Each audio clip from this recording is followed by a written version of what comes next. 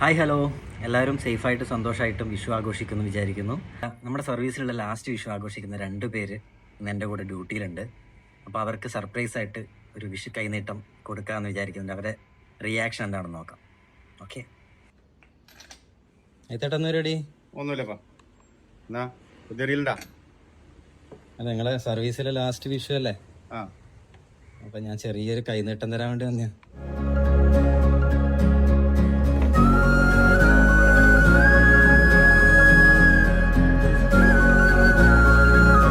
എനക്കങ്ങനെ കഴിഞ്ഞിട്ടൊന്നും കിട്ടില്ല.